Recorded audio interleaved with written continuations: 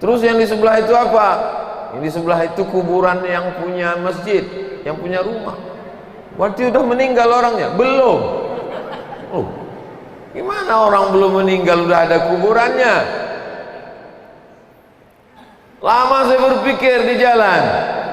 Rupanya orang kalau ingat mati, masjidnya besar. Berarti selama ini kenapa masjid kecil yang sedekah tidak ingat mati? Makanya duitnya kecil, masjidnya kecil. Baru saya paham melalui masjid Thayyibah. Betul, Thayyibah. Nah, ini takut kita salah sebut. Kalau laki-laki Thayyib, kalau perempuan Thayyibah. Thayyib artinya baik. Orang Arab kalau mendengar qari baca Quran, Ar-Rahman Thayyib. Qarinya baca Quran di belakang. Saya kira tausiahnya di belakang juga. Thayyib, baik. Sampai ke Indonesia Thayyib gak pulang-pulang. Thayyibah, baik. Perempuan yang baik. Masjid ini tempat yang baik. Tanahnya paling baik karena tanahnya tak bisa dijual. Tanahnya tidak bisa diwariskan. Tanahnya tidak bisa dihibahkan. Wa annal masajida lillah. Karena tanah ini sudah menjadi milik Allah. Tapi jangan mentang-mentang ini milik Allah lalu pintunya tidak dikunci. Maling tidak mau tahu, nanti dia ambil. Pas ditangkap Pak Polisi, kenapa kau ambil? Milik Allah. Saudaraku yang dimuliakan Allah Subhanahu wa taala. Dalam perjalanan menuju hotel saya berpikir, ternyata nasihat yang paling kuat untuk mengingat kematian adalah kuburan. Kuburan orang lain tidak membuat kita takut pada mati, karena kita menganggap itu kubur dia, itu makam orang lain.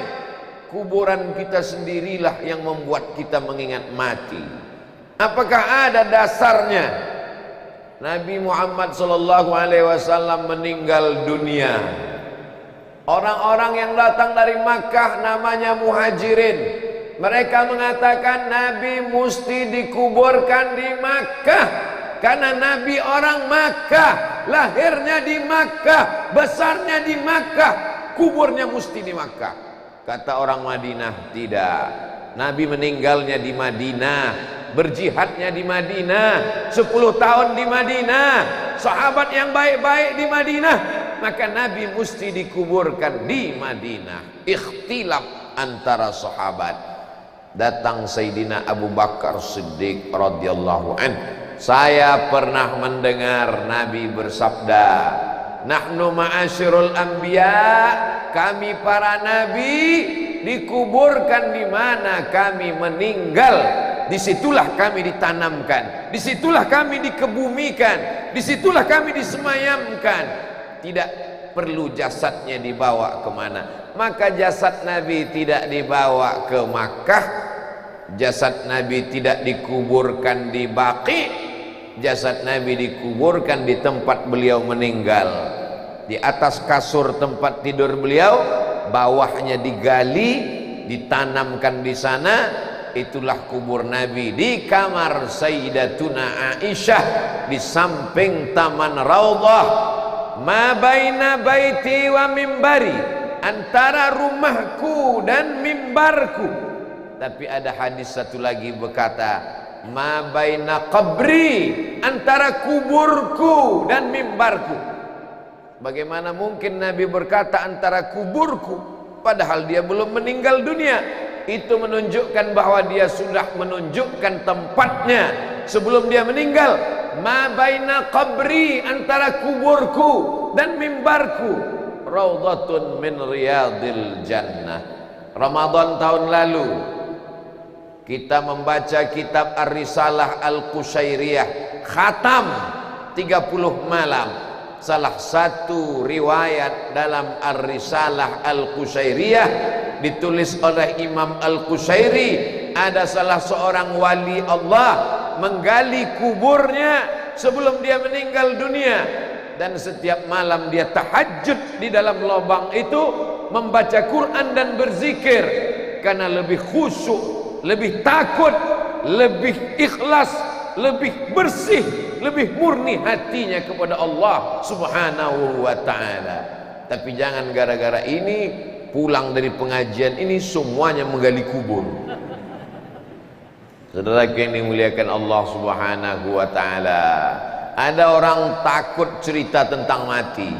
Seorang suami kalau cerita tentang mati, nanti kalau papa mati gimana ma? Jangan cerita mati. Seorang istri takut cerita mati, padahal kematian akan datang. Hari ini Abdul Somad bukan sedang mengajar, Abdul Somad tidak sedang ceramah, tapi sedang bercerita bahwa dalam perjalanannya dia mengambil pelajaran. Pelajaran tidak hanya diambil dari buku, pelajaran tidak hanya diambil dari kitab.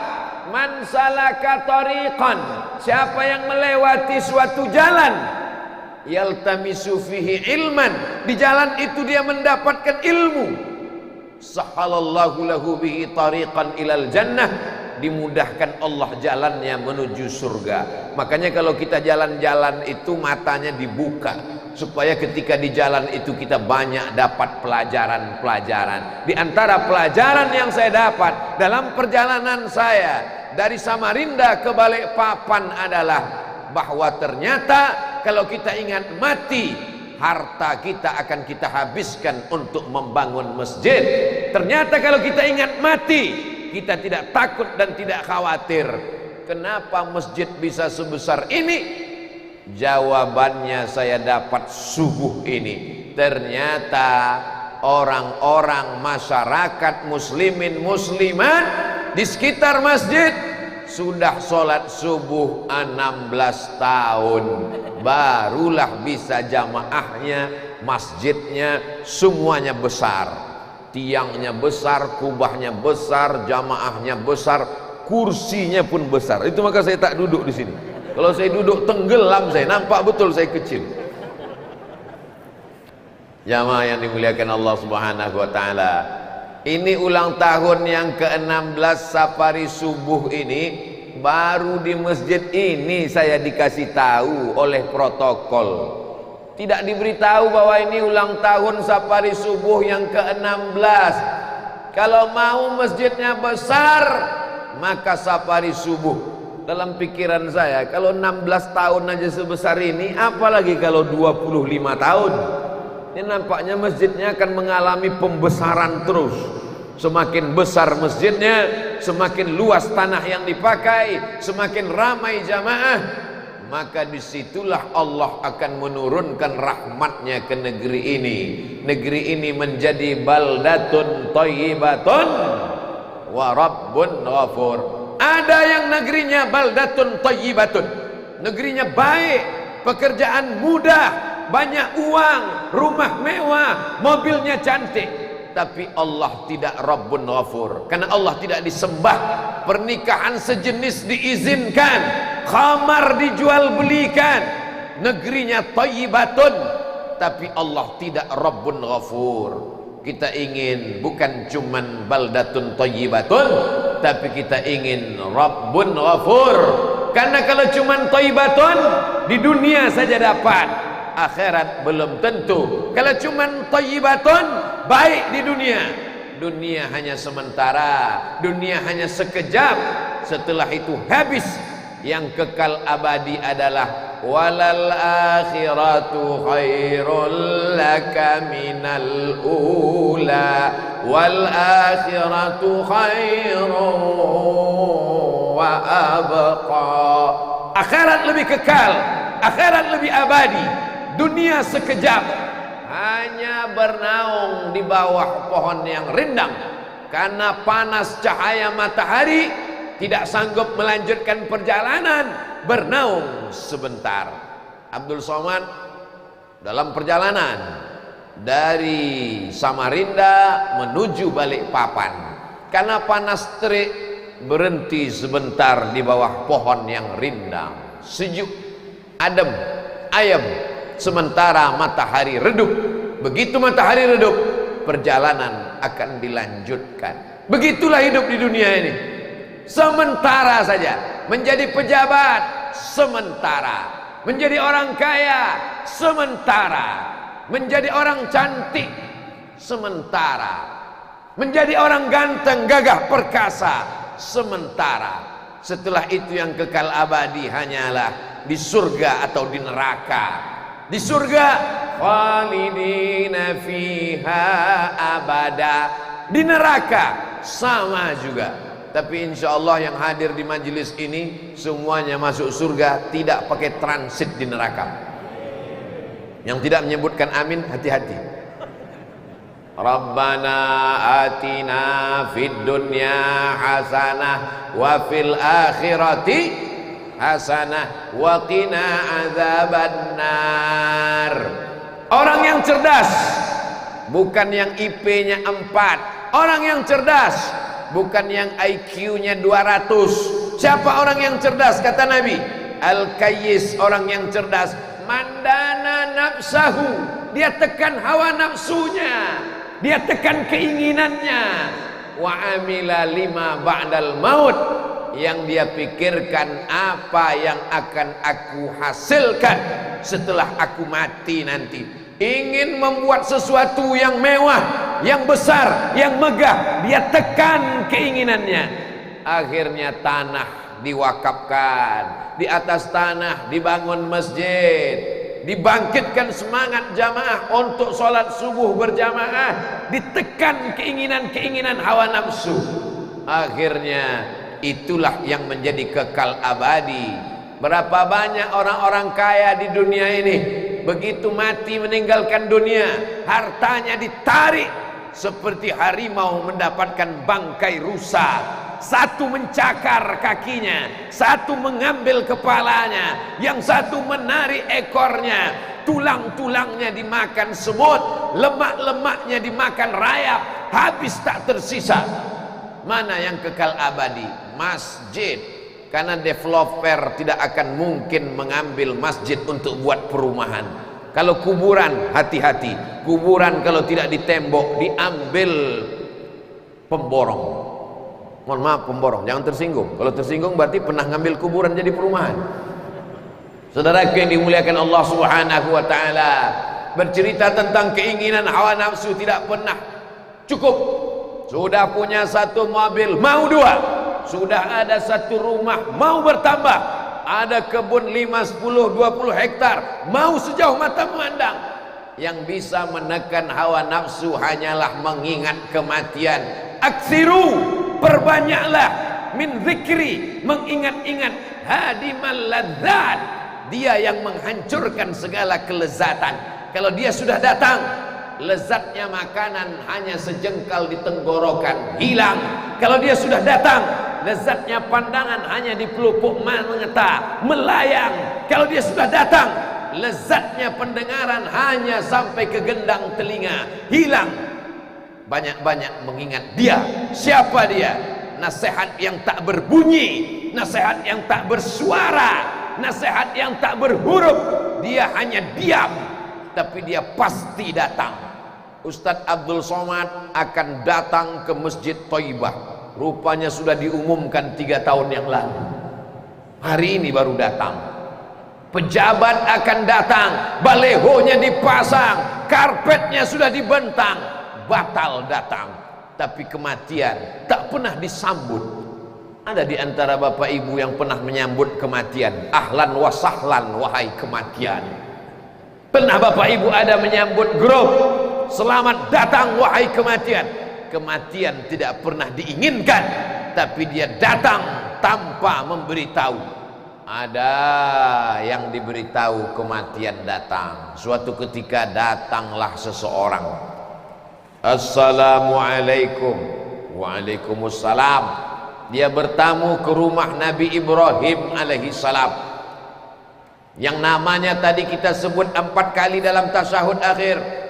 Kama sallaita ala Ibrahim wa ala ali Ibrahim, kama barakta ala Ibrahim wa ala ali Ibrahim. Assalamualaikum. Waalaikumsalam. Man anta? Nabi Ibrahim sahibul bait, dia bertanya kepada tamunya, man anta, kamu siapa? Apa kata tamunya? Ana malakul maut, aku malaikat maut.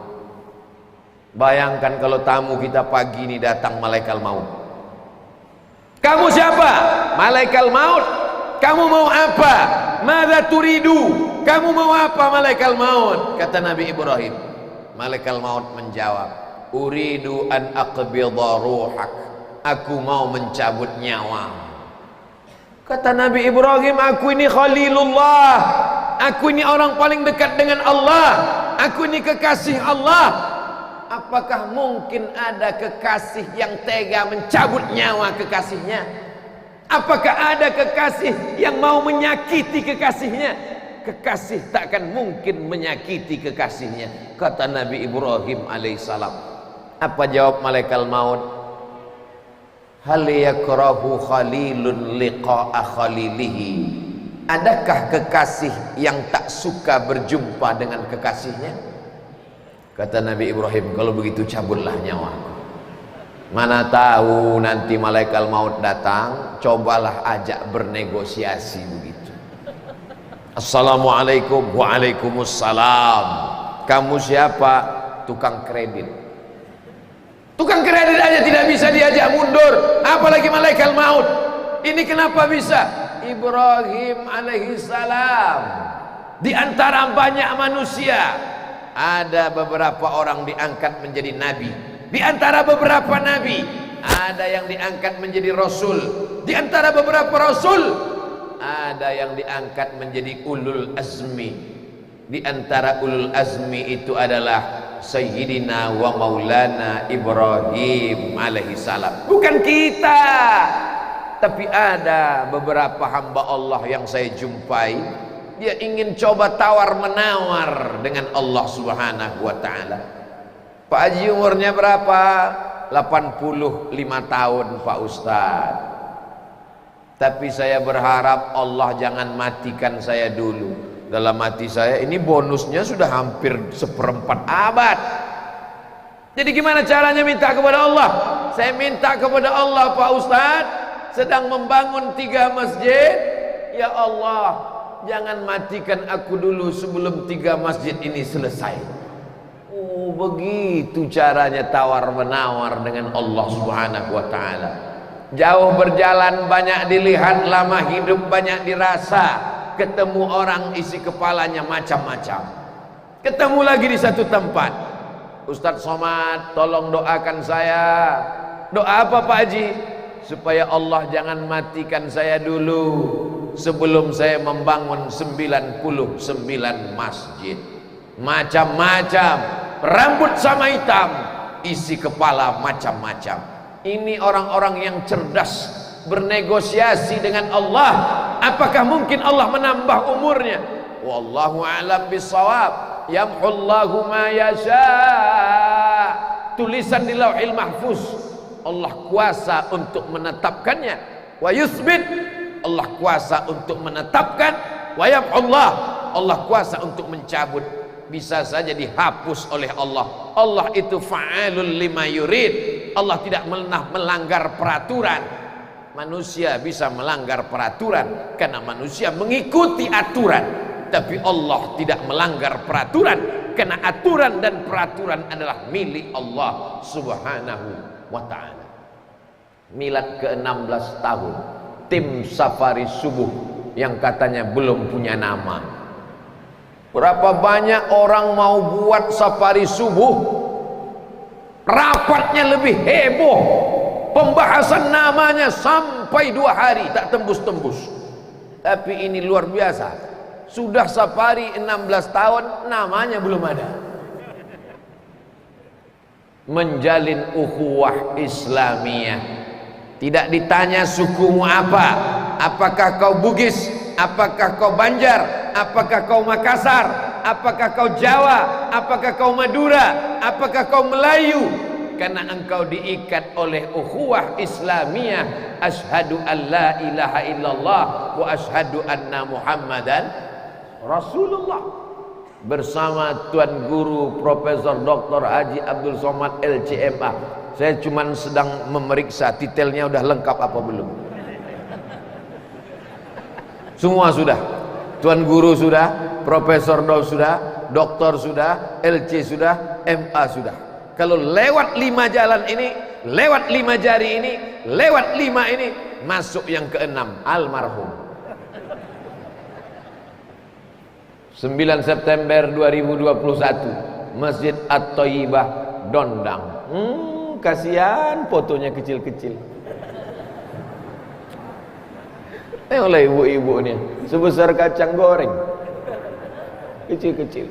Tapi rupanya yang gambarnya kecil-kecil tak kelihatan sebesar semut hitam itulah yang boleh jadi lebih dulu masuk surga Allah Subhanahu wa ta'ala.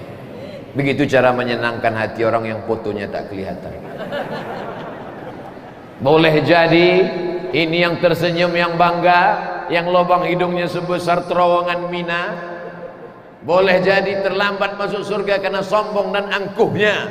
Dikasih kursi, diberikan mikrofon, diberikan air minum, disiapkan kamera, muncul angkuhnya, datang sombongnya, datang takburnya. La yadkhulul jannah, tak masuk surga. Man kana fi qalbihi, siapa yang dalam hatinya mithqala habbatin min khardalin min kibrin, ada sombong sebesar biji sawi, maka doakan supaya Abdul Somad tidak ada angkuh sombong dalam hati, supaya dia bisa masuk surga Allah Subhanahu wa ta'ala. Dah selesai, diaminkan orang sebanyak ini. Apa enggak duluan masuk surga? Begitu yang kecil-kecil ini masuk surga, mereka semuanya terkejut. Loh, kok yang besar sudah ada duluan? Amin. Saudara yang dimuliakan Allah Subhanahu wa ta'ala, masalah masuk surga pasti. Siapa yang ragu masuk surga berarti meragukan janji Nabi Muhammad sallallahu alaihi wasallam. Man qala la ilaha illallah, siapa yang mengucapkan la ilaha illallah Muhammadur Rasulullah, dakhalal jannah. Belum ngomong, belum bicara, belum pandai menggerakkan lidah, kita sudah mengucapkan la ilaha illallah di dalam hati kita. Ketika bapak kita mengazankan ke telinga kita, asyhadu an la ilaha illallah,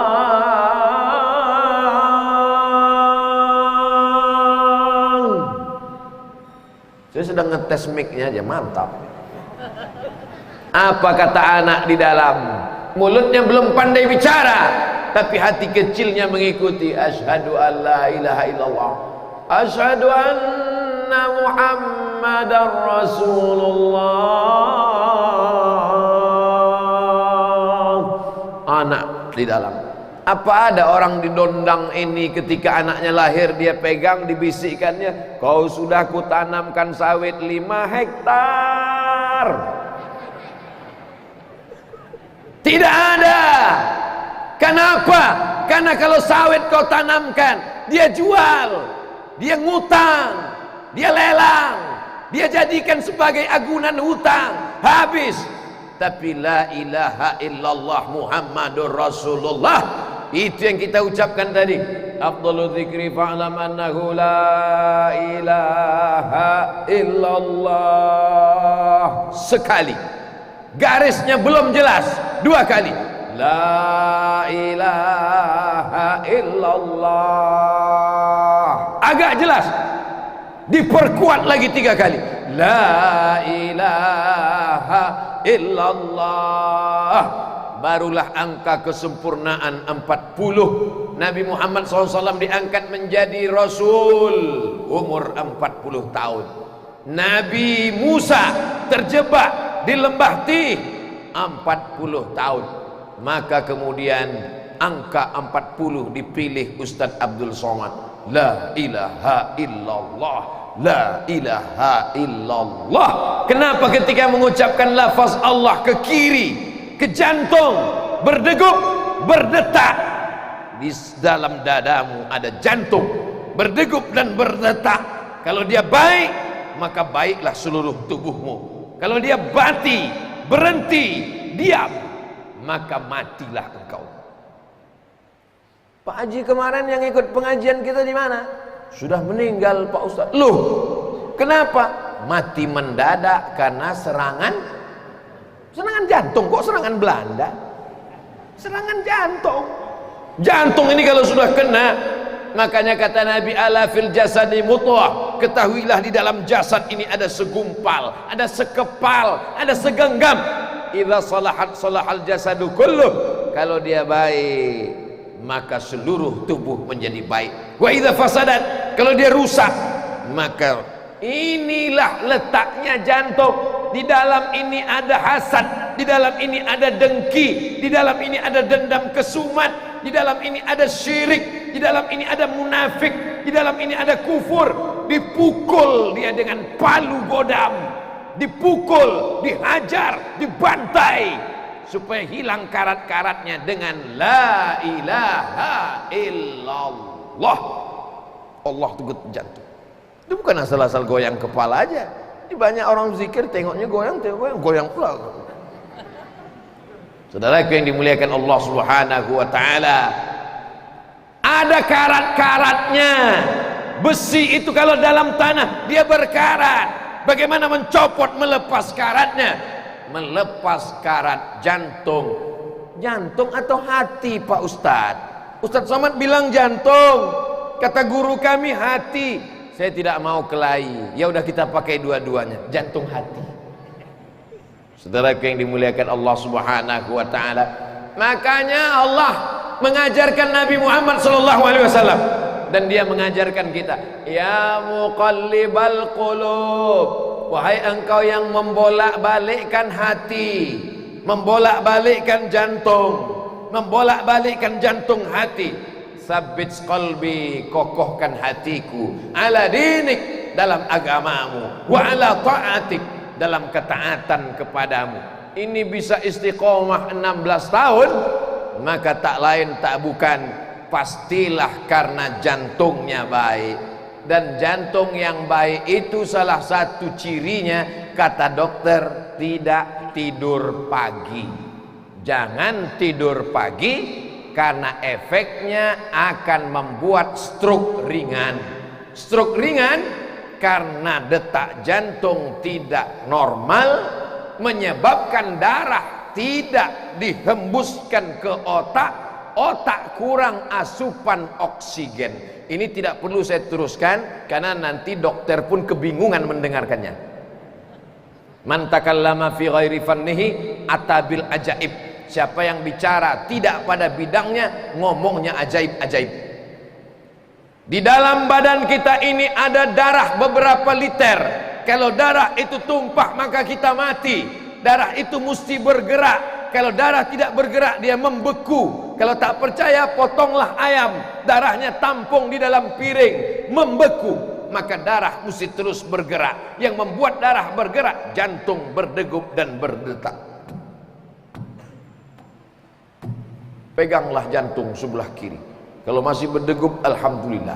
Kalau sudah tak berdetak, kasih tahu panitia. Kain kapan sudah siap.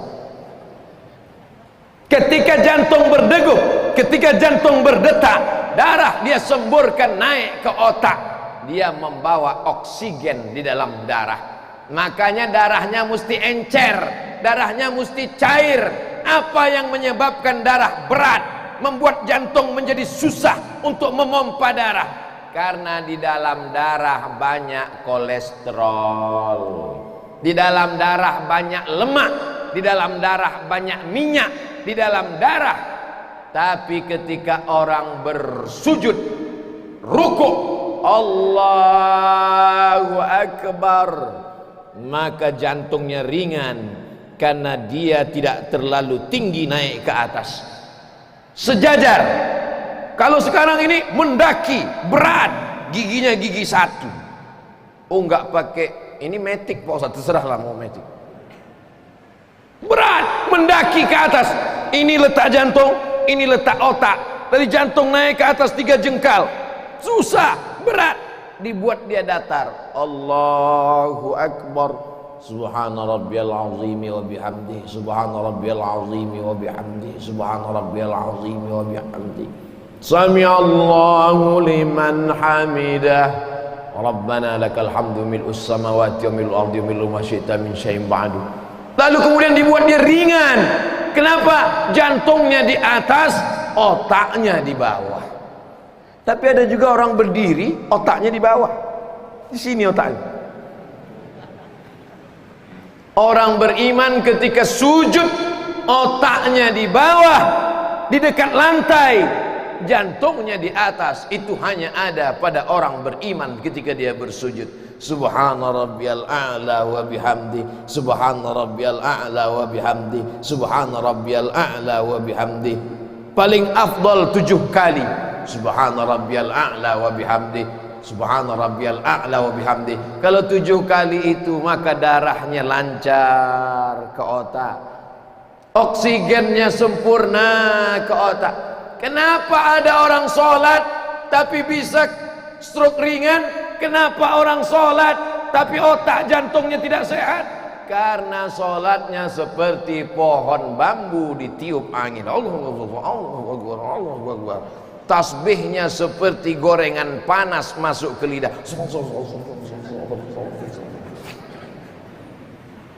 Nanti dalam catatan malaikat kumur-kumur. Bukan tasbih, bukan tahmid, bukan takbir. Nikmati sholat. Ada rasa nikmat, lauk, ada rasanya. Bahwa kita sedang berhadapan dengan Dia, pencipta alam semesta. Kita bukan menghadapi bupati, bukan berhadapan dengan gubernur, bukan berhadapan dengan polisi, bukan berhadapan dengan tentara, tapi kita berhadapan dengan Rabbil Alamin, pencipta alam semesta. Kadang kita ini lebih takut berhadapan dengan atasan daripada dengan Allah. Kalau atasan yang menelpon, siapa? Sebentar lagi datang, Pak. Kau besok datang jam 7 ya? Siapa? Jam 6.30 sudah datang. Tapi begitu Allah yang memanggil kita, hayya 'alas shalah. Jam 3 belum sholat zuhur. Kok belum sholat zuhur? Waktu zuhur kan panjang. Ada saja alasan-alasan kita.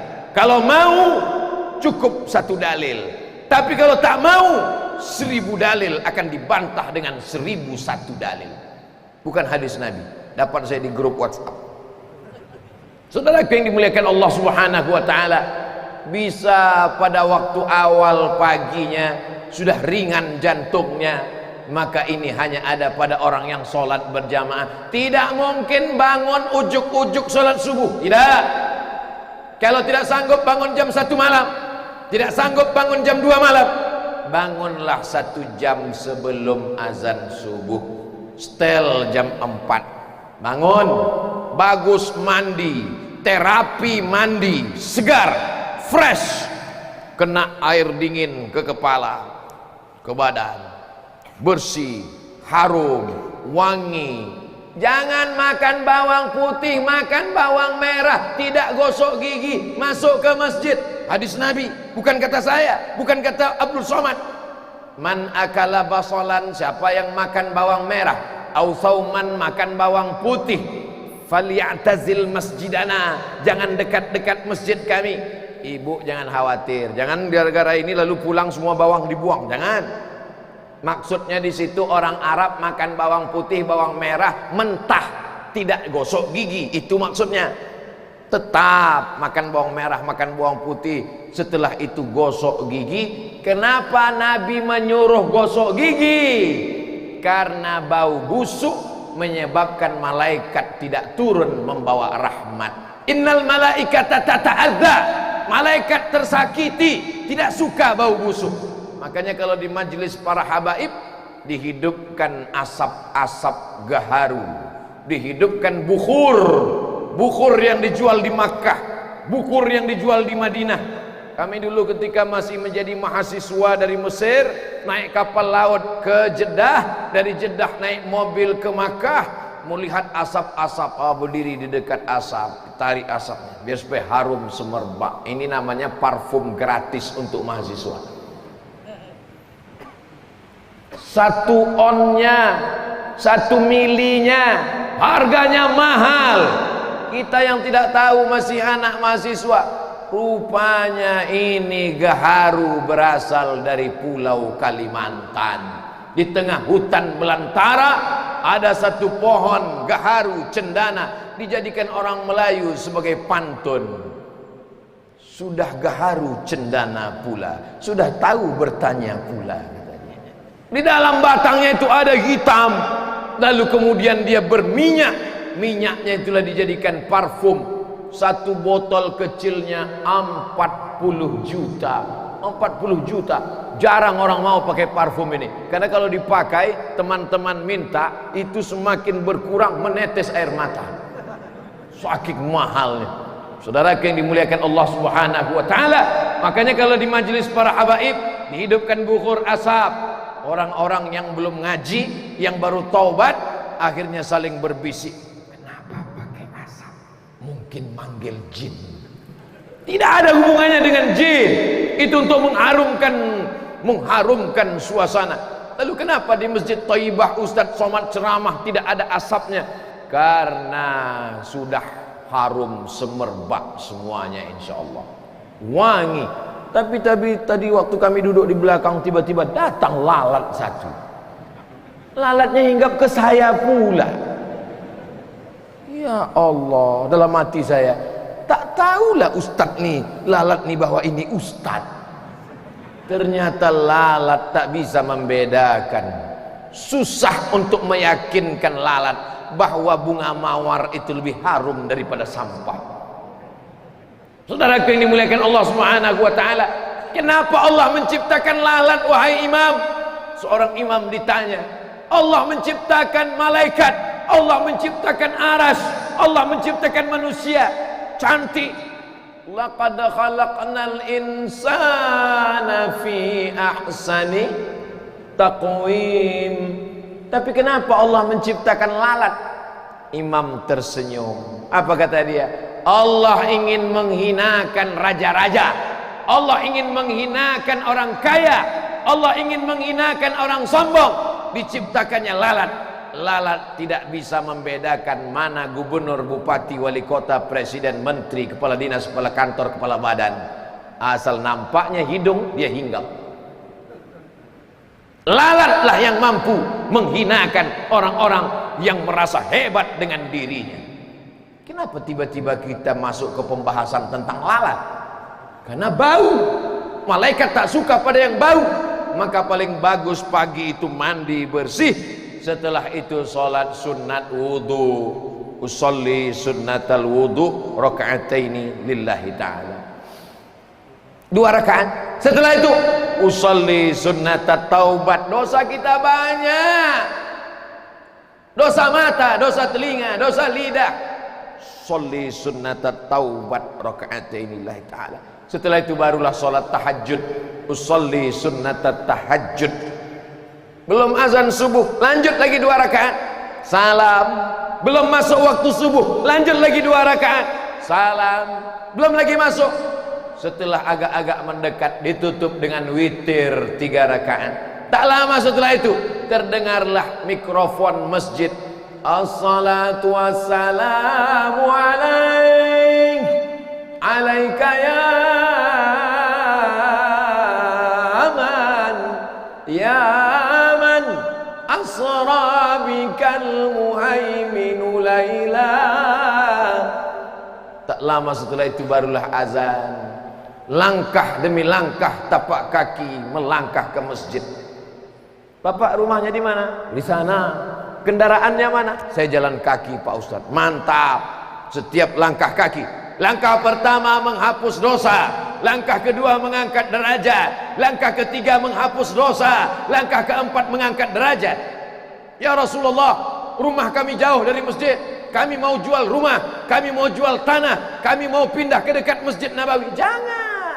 Kata Nabi, jangan pindah dekat Masjid Nabawi. Kau tetap di sana, datang berjalan, karena setiap langkahmu akan dicatat. Wa naktubu ma qaddamu wa asarahum wa kulla syai'in ahsaynahu fi kitabim mubin. Langkah-langkah tapak kakimu akan menjadi saksi di hadapan Allah Subhanahu wa ta'ala. Hari ini orang tidak mau jalan kaki. Setelah dokter spesialis tulang memberikan nasihat, barulah dia mau jalan kaki. Langkahkan kaki Anda 10.000 langkah sehari, kalau tidak Anda akan terkena osteoporosis. Orang beriman sudah melangkahkan kakinya dengan syarat apa? Kenapa jamaah ini sehat-sehat semua? 16 tahun jalan kaki, bukan tanggung-tanggung. Lalu yang punya mobil itu baru pagi ini dia bawa mobil, karena mau cepat mengejar Ustadz Abdul Somad. Selama ini di jalan kaki. Saudara yang dimuliakan Allah Subhanahu wa ta'ala. Lalu Pak Ustadz, kami yang ke masjid nggak jalan kaki, apa nggak ada pahalanya? Setiap tetes bensinmu akan dibalas Allah pahala. Tapi saya pakai solar Pak Ustadz, setiap solarmu akan pahala. Tapi saya pakai Dexlite Pak Ustadz, setiap Dexlite. Yang pertama Pak Ustadz, banyak kali cakap kau. Saudara yang dimuliakan Allah, jangan berkecil hati. Yang tak bisa jalan kaki, yang sudah tua renta, diboncengkan anaknya dapat pahala. Bangkit semangat, sampai ke masjid, sholat tahiyatul masjid. Setelah itu qabliyah subuh.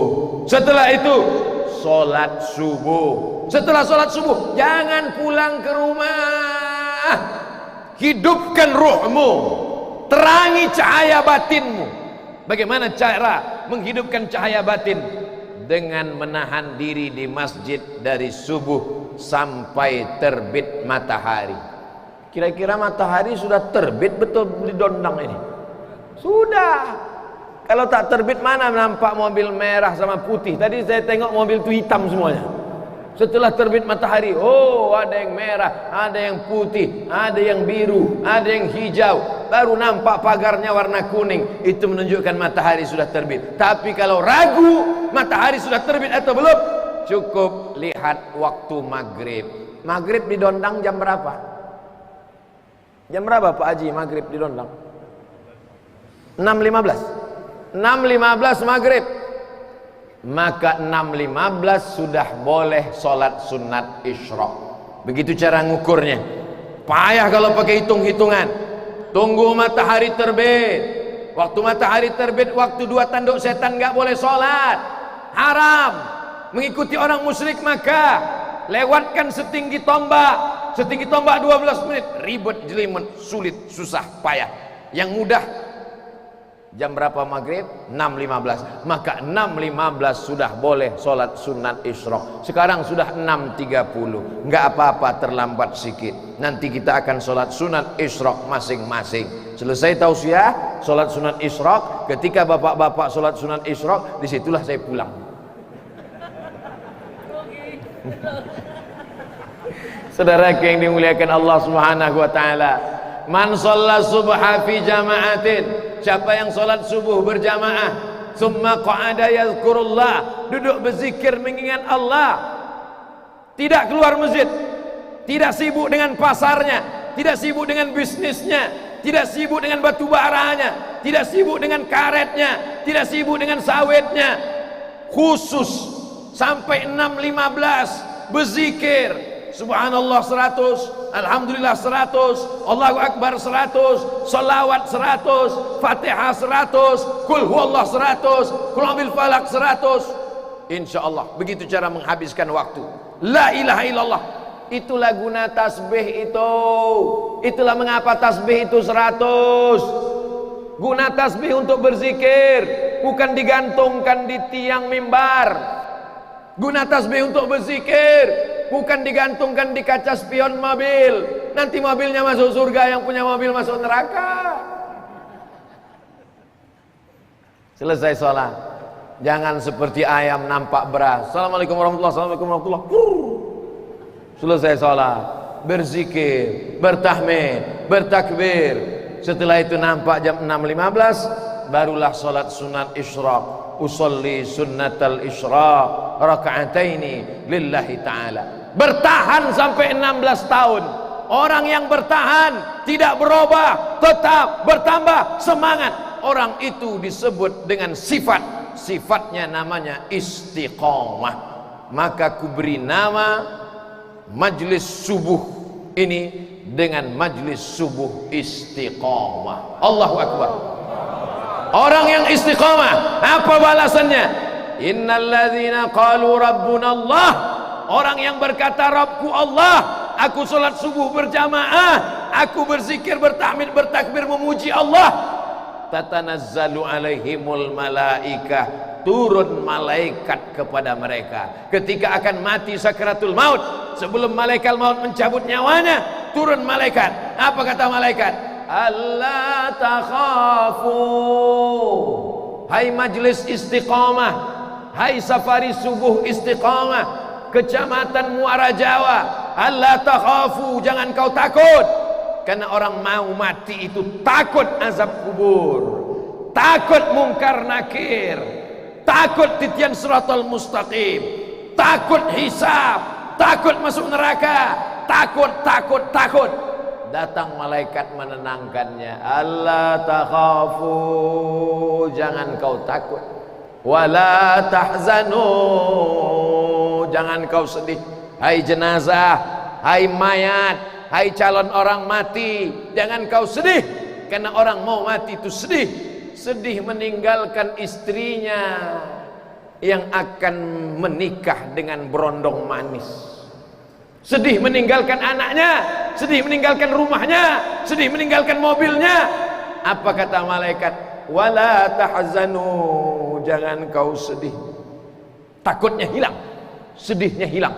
Setelah itu apa kata malaikat? Wa abshiru bil jannah, berbahagialah engkau mendapatkan surga allati kuntum tu'adun, dijanjikan Allah Subhanahu wa taala saat nyawanya disentapkan oleh malaikat, ditarik, dicabut oleh malaikat, dia tersenyum.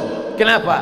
Karena malaikat sudah memperlihatkan tempatnya di surga. Mudah-mudahan kita termasuk yang mendapatkan itu insyaallah.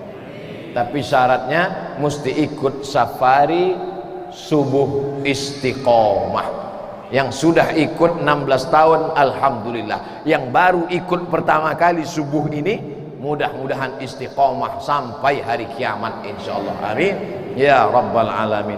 Sallallahu ala Muhammad, sallallahu alaihi wasallam, sallallahu ala Muhammad, sallallahu alaihi wasallam. Ya Nabi salam alaika, ya Rasul salam alaika, ya Habibi salam alaika, salawatullah alaika. Begitulah jamaah akan mengiring kita ke liang lahat, dimasukkannya ke dalam kubur. Habis itu 3 orang turun ke bawah, yang satu memegang kepala, yang satu memegang pinggang, yang satu memegang kaki. Orang dari atas teriak, buka wajahnya, buka. Karena anak tak tahu cara menguburkan bapaknya. Karena selama ini anak hanya diajarkan cara bawa mobil, selama ini anak hanya diajarkan cara ngitung bisnis. Dia tak tahu bagaimana cara membuka. Wajah bapak ibu dibuka, hidungnya mesti menempel ke dinding liang lahat kubur. Setelah itu papan ditutupkan rapat. Setelah itu diambil tikar. Mana tikar? Mana tikar? Kenapa pakai tikar? Supaya tanahnya tidak melompat jatuh langsung ke kayu, gelebu. Ini bukan menanam kucing, ini orang, ini hamba Allah, ini mulia. Pelan-pelan tanahnya jatuh. Setelah itu ditimbun, setelah itu dibacakan talqin dan doa. Setelah itu kedengaran suara kaki pelayat orang yang meninggal dunia, jenazah yang di dalam liang lahat mendengar suara kaki pelayat masuk ke dalam kubur, mendengar suara kaki pelayat yang mengiring jenazah pulang satu persatu. Tinggallah kau sendiri di dalam. Siapa yang menemani? Tanah yang pernah diwakafkan jadi masjid, dinding keramik AC, kipas angin, lampu kubah. Tanah yang diwakafkan untuk pesantren Nurul Azhar Kalimantan.